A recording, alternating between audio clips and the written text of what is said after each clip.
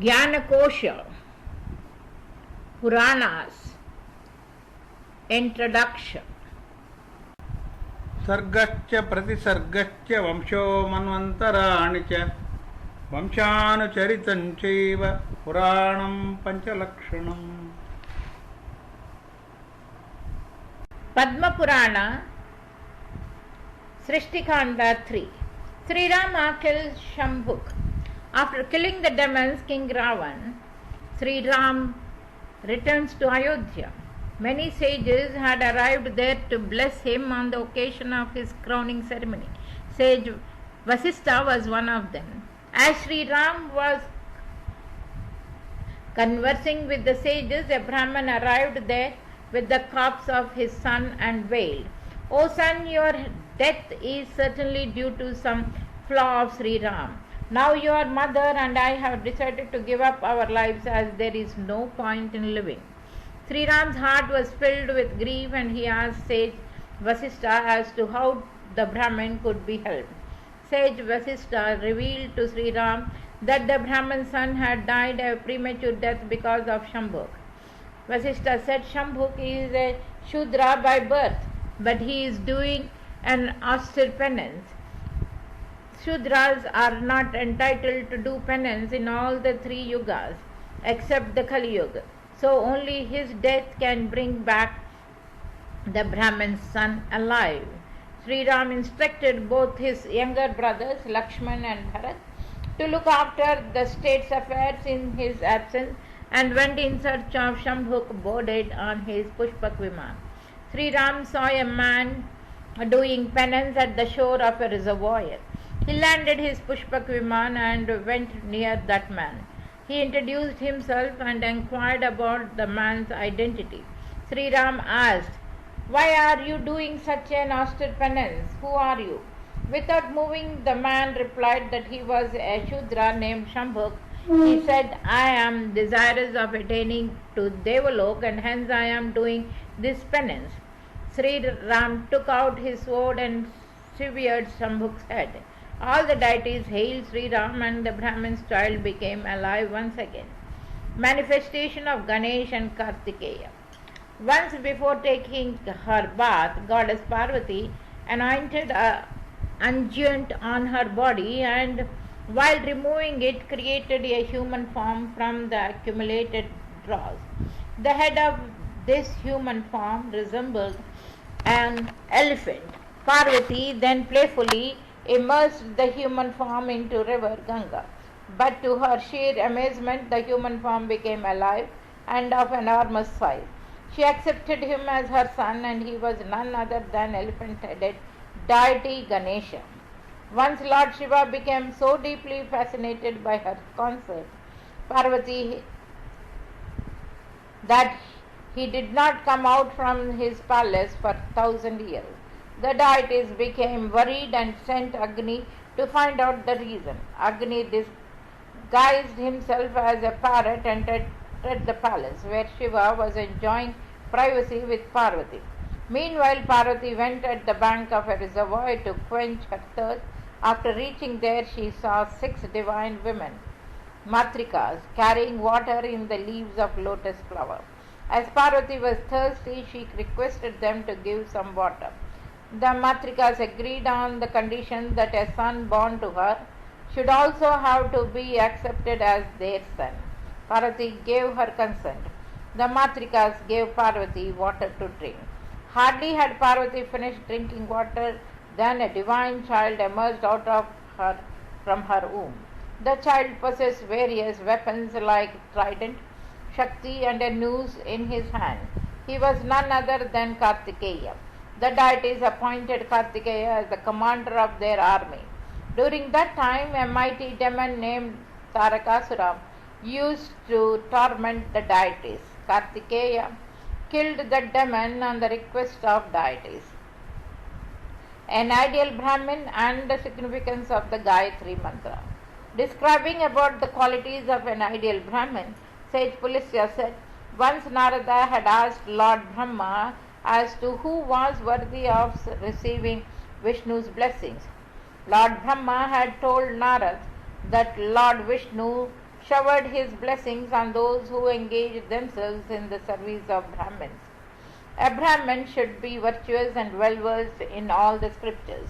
A Brahmin who does not observe the rituals as mentioned in the Vedas brings disgrace to his ancestors. An ideal Brahmin is respectful towards his parents, teachers, and treats his guests with due honor.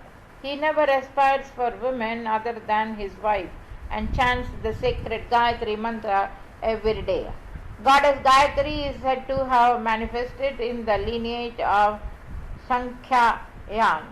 She is of fair complexion and fire is the symbolical expression of her mouth. Lord Brahman dwells on her forehead, Lord Vishnu in her heart, and Lord Rudra has his abode in her braided hair. The Gayatri mantra consists of 24 letters and each of them is related with a specific deity. There is a mention of Gayatri mantra which consists of 18 letters. It begins with the word Agni and ends with Swaha. The mantra is as follows: Om Agneya Varu Pushni Yajur Vedin Justam Somam Piba Swaha. A person who chants the mantra for 100 times becomes liberal from gravest of sin. The various deities related with the 24 letters of Gayatri mantra are as under deity. First letter Agni, second letter Vayu, third letter Surya, fourth letter Akash, Yamaraj, fifth letter, sixth letter Varun, seventh letter Vrishpati, eighth letter Parajanya, ninth letter Indra, 10th letter Gandharva, 11th letter Pusha, 12th letter Mitra, 13th letter Swashta, 14th letter Vasu, 15th letter Marudganas, 16th letter Soma, 17th letter Angira, 18th letter Vishwadeva, 19th letter Ashwini Kumar, 20th letter Prajapati, 21st letter all the deities, 22nd Rudra, 23rd Brahma, and 24th letter is Vishnu. A devotee should then perform the ritual of Nyas by mentally establishing different words of the Gayatri mantra in the various parts of his body as given. Om Bhuh in the heart, Om Bhuha in the head, Om Swaha in the top knot Shikha, Om Tattva Viturvarvanenium in the whole body, Om Bhargo Devasya Dhimahi in both the eyes, Om Diyo Yo Nah Prachodayat in both the hands. Regular chanting of Gayatri mantra bestows similar virtues attained by the study of all the four Vedas. A Brahmin who does not know Gayatri mantra is considered to be worse than a Shudra. Anybody who chants Gayatri mantra attains salvation, body as given. A Brahmin's livelihood. Describing how a Brahmin should earn his livelihood, Lord Brahma said to Narad, alms which a Brahmin gets without making any demand for it is called Vrita. Unchar Vrit is even better than Vrita, and it means collecting food grain which are scattered in places like fields, granary, marketplace. A Brahmin should accept the dakshina that his host gives him after the completion of yajna ceremony. He should engage himself in educational activities. He can also earn his livelihood by engaging himself in other auspicious activities. If the circumstances do not permit a Brahmin to earn his livelihood by any of the above mentioned means, then he may opt for the occupation of a Kshatriya. In such a case, he should endeavor to have mastery both over the Vedas as well as different weaponry. Battle should be his last option. When the very existence of religiousness is at stake, he should wage a war against irreligious people and to protect the religion. In an emergency situation, a Brahmin can also choose the occupation of a Vaishya and earn his livelihood by doing business or agriculture. But while earning his livelihood by doing agriculture, he should in no circumstances abandon his own duties. He should be honest and while doing business and never try to exploit the circumstances. Narottam, the Brahmin, describing about the importance of 5 virtues, deeds, Pulasya said to Bhishma, The five supreme virtues deeds are obedience to parent, faithfulness towards husband, equanimity, not having enmity towards friend, and devotion towards Lord Vishnu. By pleasing his father, one pleases all the deities. Mother is superior even to all the places of pilgrimage and combined together. Pulisya then narrated the same tale to Bhishma, which Lord Brahma had once told some prominent sages. Once there lived a famous Brahmin called Narottam. He had acquired divine powers on account of his austere penance, but unfortunately he never treated his parents with respect. After taking his daily bath, Narottam hanged his wet clothes in the open sky without any support, and they used to dry without falling down on the earth. This special power had made him very arrogant.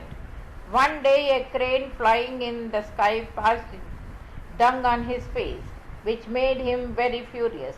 Narottam cursed the crane, as the result of which it was burned to death. His special power vanished due to the sin acquired by killing an innocent bird. Now no longer his clothes remained in suspended position in the sky. Narottam became very sad.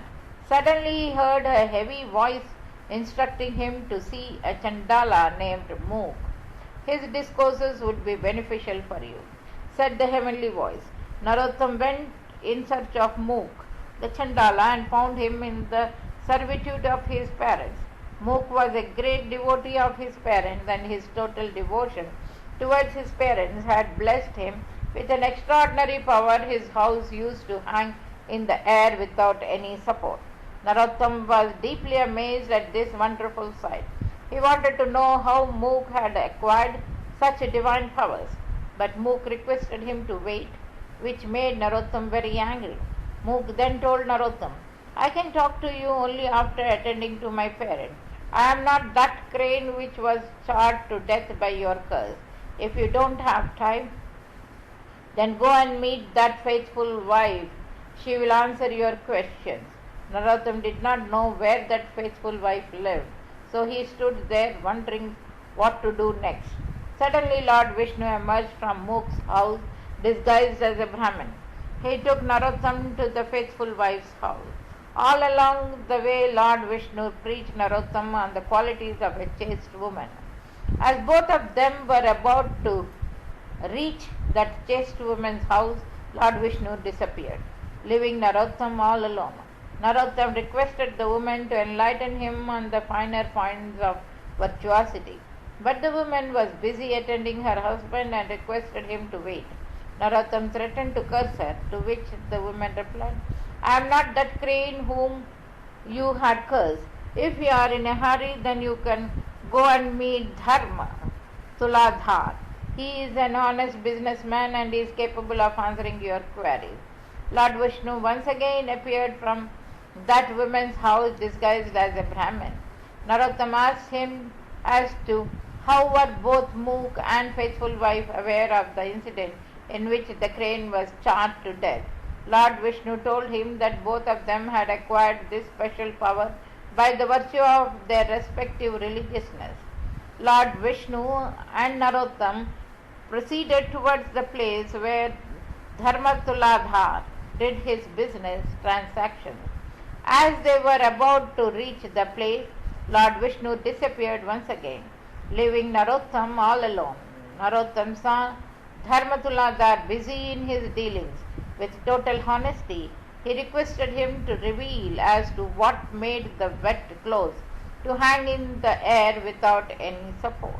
Dharmatuladhar requested him to wait, but Narottam was in a hurry to get answer to his question. Dharmatuladhar told Narottam, please wait for some time, as I am busy doing my business transactions. If you don't have time, then you can go and meet Adrohak, who is fully capable of giving answers to your questions. Lord Vishnu once again accompanied him disguised as a Brahmin. When both of them were about to reach the place where Adrohak used to live, Lord Vishnu disappeared and Narottam was left all by himself once again. Narottam requested Adrohak to preach on the essence of religiousness. Adrok was a man of impeachable conduct and had full control over the sensual urges. He advised Narottam to meet the supreme devotee of Lord Vishnu who lived nearby. Adrohak said, "You would get answers to all your questions. He will reveal to you the reasons that made wet clothes to hang in air without any support." Narottam then proceeded towards the place where the supreme devotee of Lord Vishnu lived. Lord Vishnu once again accompanied him in the guise of Brahman.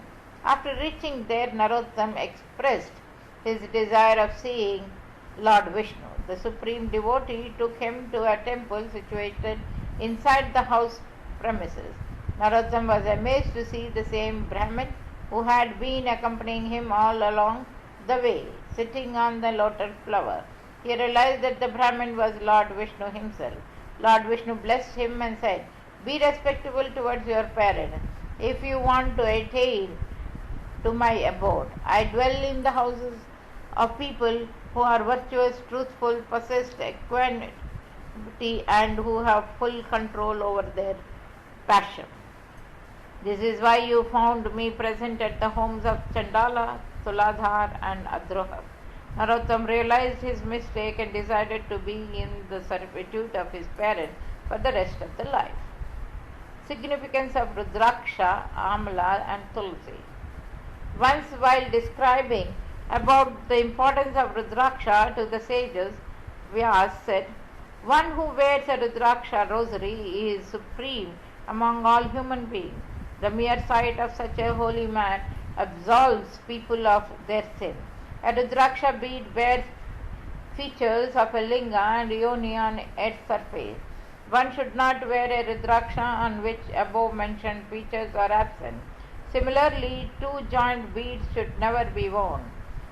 All the mantras become doubly powerful when chanted with the help of Rudraksha rosary. During Satyayuga, there lived a mighty demon named Tripurasura. He had conquered the deities and was capable of moving in the space. The deities sought help of Lord Shiva, who killed Tripurasura by the sight of his third eye. In the process, few drops of sweat emanating from Shiva's body fell down on the earth. The sweat drops got transformed into a large Rudraksha tree. Amla is a very nutritious fruit and great religious significance has been attached to it.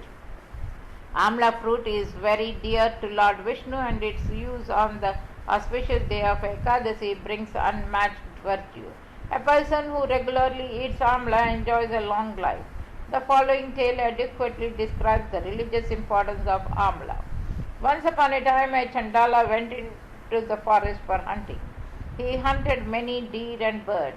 Feeling hungry, he saw an amla tree and climbed up the tree. This way he satisfied his hunger by eating sweet amla fruits. Unfortunately, while he was climbing down the tree, he fell down and died. When the attendants of Yamaraj arrived to take back his soul, they could not do so even after repeated attempts. The attendants of Yamaraj became very surprised and went to the sages for clarification. The sages revealed to the attendants that they could not go near the Chandala's dead body because he had eaten amla just before his death. Such is the glory of amla. Once Kartikeya asked Lord Shiva about the holiest tree which was capable of giving salvation. Lord Shiva replied, "The Tulsi plant is supreme among all the vegetation. She is very dear to Lord Vishnu and fulfills all the desires of a man. Lord Krishna dwells near the place where there is a Tulsi plant. Spirits and ghosts never dare to venture near the Tulsi plant. If a man attaches a Tulsi leaf to his shikha at the time of his death, he is liberated from all his sins. One who worships Lord Vishnu by offering Tulsi leaves attains salvation." The importance of Surya's worship. Once, while describing about the importance of Surya's worship to Vaishyapayan, sage Vyas narrated the following tale. There lived a king named Bahadreshwar. He ruled over Madhya Desh. Once his left hand was infected with leprosy. Bhadeshwar, fearing the prospect of dreadful leprosy spreading to his whole body, decided to end his life. He expressed his desire to the head priest. The head priest cautioned Bhadeshwar that if he went ahead with his decision, then the whole kingdom would be destroyed. He said, "You will be cursed of leprosy if you worship Lord Surya. You will be cured of leprosy if you worship Lord Surya." The head priest then told the king about the appropriate rituals of Surya worship. King Bhadeshwar began his austerities and worshipped Lord Surya by chanting mantras and offering articles like Naivedya, fruits, Aradhya, Akshat, etc. to the deity. King Bhadeshwar was cured of his leprosy within a year by the virtue of his deep devotion towards Lord Surya.